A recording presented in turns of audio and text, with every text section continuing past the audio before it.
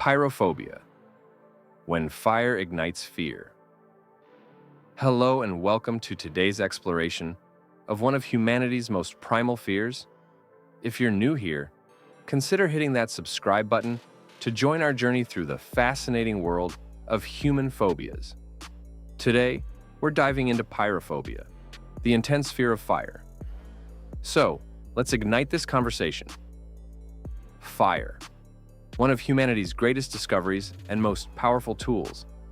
It cooks our food, warms our homes, and has propelled civilization forward for thousands of years. Yet for some, the mere sight of a flickering flame triggers not fascination but overwhelming terror. Imagine Sarah from Portland, Oregon. Last summer, her friends invited her to a beach bonfire. As the sun set and the flames rose, Sarah felt her heart racing, her palms sweating, and her breath becoming shallow. While everyone else roasted marshmallows and shared stories, Sarah stood frozen at a distance, unable to approach what others saw as a cozy gathering spot. This is pyrophobia, the persistent, irrational fear of fire that affects thousands of Americans. But what transforms a healthy respect for fire's danger into debilitating fear? And more importantly, if you're suffering from pyrophobia, what can you do about it? Today, we'll explore the origins of this fear, hear from those who've experienced it firsthand, and discover effective strategies for overcoming it. Understanding pyrophobia. Pyrophobia comes from the Greek words pyre, meaning fire, and phobos, meaning fear. Unlike a reasonable caution around fire, pyrophobia involves an excessive, persistent fear response that's disproportionate to the actual danger present. For someone with pyrophobia, even controlled fire situations like birthday candles, gas stoves, or fireplace flames can trigger intense anxiety or panic attacks. Common symptoms include rapid heartbeat and breathing, sweating and trembling, dizziness or lightheadedness, nausea or stomach distress, an overwhelming urge to escape, avoidance behaviors that impact daily life. Take Michael from Chicago, for example. His pyrophobia became so severe that he refused to enter homes with gas stoves or fireplaces. He switched to an all-electric apartment, avoided restaurants with open kitchens, and even declined dinner invitations where candles might be present. What began as discomfort around campfires gradually restricted his entire social life.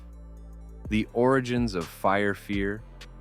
Pyrophobia, like most phobias, typically develops through one of several pathways. Traumatic experiences. The most direct cause is experiencing or witnessing a traumatic fire-related incident. Jessica from Arizona developed pyrophobia after narrowly escaping a wildfire that destroyed her childhood home when she was 8. Though physically unharmed, the emotional scars manifested as an intense fear of all fire, even controlled flames. "I can't even watch movies with fire scenes," Jessica shared. "My husband has to warn me so I can close my eyes. People don't understand how even seeing fire on a screen can trigger my panic attacks." Learned response. Some people develop pyrophobia without direct trauma, instead learning the fear from others. Children are particularly susceptible to adopting the fears of their parents or caregivers. Robert from Seattle recalls his mother's extreme anxiety around fire. "Mom would panic if someone lit a match. She'd constantly warn us about house fires, check the stove multiple times, and unplug everything before leaving home. I absorbed her fear without realizing it. By college, I couldn't even light a Bunsen burner in chemistry lab." Evolutionary predisposition. Humans have an innate caution around fire. It's kept our species alive. Fire is powerful and potentially deadly, making some level of fear adaptive. For certain individuals, this natural caution may be heightened due to genetic factors that predispose them to anxiety disorders. Dr. Amanda Reynolds, a clinical psychologist specializing in phobias, explains, "Our brains are wired to recognize potential threats. For some people, the amygdala, the brain's fear center, becomes hyperactive around certain stimuli like fire. This can be influenced by genetic factors that affect how strongly we respond to perceived dangers. Real-life impact. Pyrophobia can significantly impact quality of life in ways non-sufferers might not anticipate. Social limitations. David from Minneapolis describes how pyrophobia affected his social connections.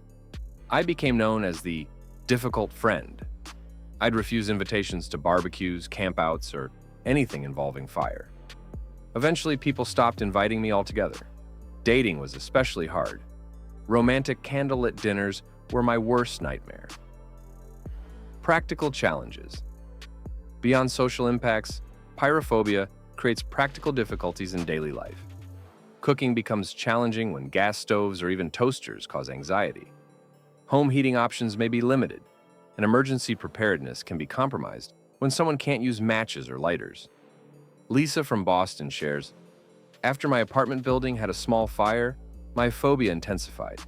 I moved to a building with electric everything, installed excessive smoke detectors, and slept with a fire escape ladder by my bed. I knew it was irrational, but I couldn't help checking and rechecking appliances before leaving home." Career limitations. For some, pyrophobia affects career choices. Certain professions, cooking, chemistry, welding, electrical work, become impossible. Even office environments with gas heating systems or fire drills can become problematic. James, a former culinary student from Texas, abandoned his dream career. "I loved cooking, but culinary school meant working with open flames daily. My anxiety became so severe that I'd freeze up or have panic attacks in the kitchen. I eventually switched to accounting. Safer, but not my passion." The science behind the fear. What's happening in the brain during a pyrophobic response? When someone with pyrophobia encounters fire, their amygdala, the brain's alarm system, activates, triggering the fight or flight response. This floods the body with stress hormones like adrenaline and cortisol, preparing for immediate action. The prefrontal cortex, responsible for rational thinking, gets temporarily overridden. This explains why logical reassurances like "the candle is perfectly safe" don't help in the moment. The emotional brain has taken control. Neuroimaging studies have shown that phobic responses involve hyperactivity in the brain's fear circuits. Interestingly, merely showing images of fire to someone with pyrophobia can trigger these same neural patterns, demonstrating how deeply ingrained the fear response becomes. Breaking free. Treatment approaches. The good news: pyrophobia is highly treatable with professional help. Several evidence-based approaches have proven effective. Cognitive behavioral therapy, CBT. CBT is considered the gold standard for treating phobias. It helps identify and challenge irrational thoughts about fire while gradually facing the fear through controlled exposure. Dr. Reynolds explains, "With CBT, we might start by having a client look at pictures of candles, then progress to watching videos of fireplaces, and eventually work up to being in the same room as a lit candle. The key is moving at a pace that challenges but doesn't overwhelm." Exposure therapy. A specific form of CBT, exposure therapy involves systematically confronting the feared object or situation in a safe, controlled environment. For pyrophobia, this might begin with simply talking about fire, then viewing images, and gradually progressing to being near controlled flames. Thomas from Denver describes his experience. "My therapist created a hierarchy of fire situations from least to most frightening. We started with me holding an unlit match, then watching her light one from across the room. Over weeks, we worked up to me lighting candles myself. Each step was terrifying at first, but got easier with repetition." Virtual reality therapy. An innovative approach uses VR technology to create simulated fire scenarios.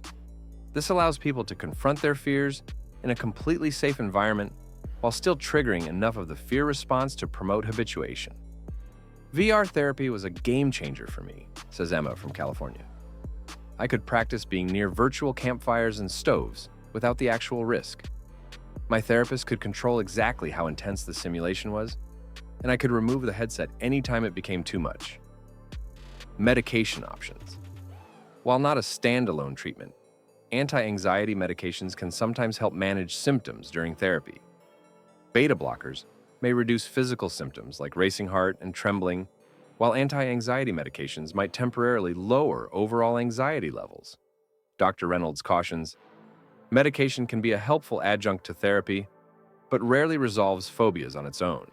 The goal is usually to use medication to help someone engage in therapy more effectively, not as a permanent solution.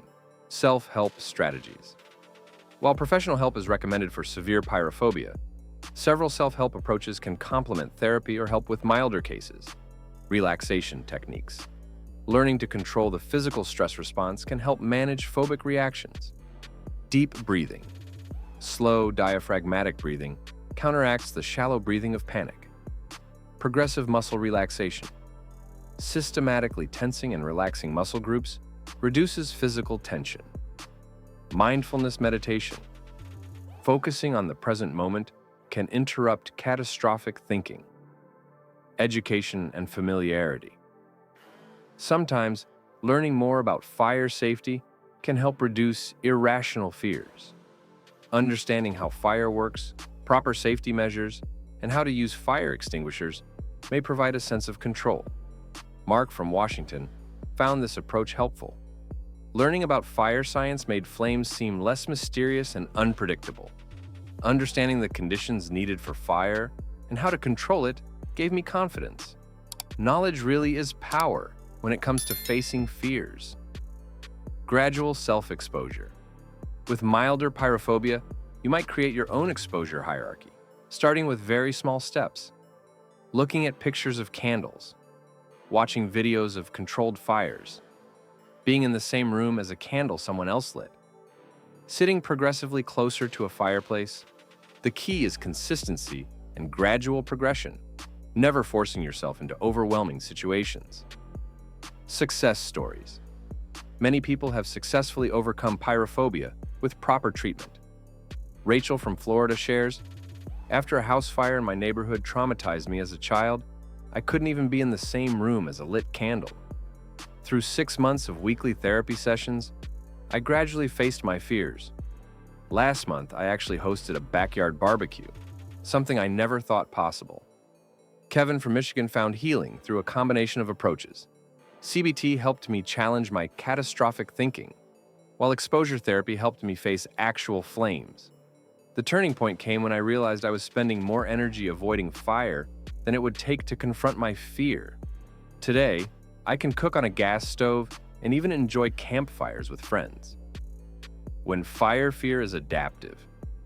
It's worth noting that some caution around fire is completely healthy. Fire is dangerous when mishandled, and reasonable precautions are appropriate. The goal of treating pyrophobia isn't to eliminate all caution, but to reduce fear to a proportionate, manageable level that doesn't impair quality of life. As Dr. Reynolds puts it, success isn't measured by becoming reckless around fire, but by being able to use a stove, light a candle, or attend a campfire without debilitating anxiety. We want to transform paralyzing fear into reasonable respect. Helping someone with pyrophobia. If someone you care about struggles with fire fear, 1. Show empathy. Never dismiss their fear or tell them to just get over it. 2. Avoid surprise exposure. Don't try to help by unexpectedly exposing them to fire. 3. Respect boundaries. Don't pressure them into uncomfortable situations. 4. Encourage treatment. Gently suggest professional help from a therapist specializing in phobias. 5. Offer support. Ask how you can help them feel safer in situations involving fire. Conclusion. Pyrophobia may be rooted in our evolutionary past, traumatic experiences, or learned responses, but it doesn't have to control your future. With proper treatment and support, this fear can be overcome, allowing you to enjoy cookouts, candles, and campfires without debilitating anxiety. If you're struggling with pyrophobia, remember that seeking help isn't a sign of weakness, but of courage. The path to freedom from fire fear may be challenging, but countless others have walked it successfully before you. Thank you for joining me on this exploration of pyrophobia. If you found this video helpful, please consider liking and subscribing for more content on understanding and overcoming our deepest fears. Until next time, remember that while fear is a natural part of being human, it doesn't have to define your life.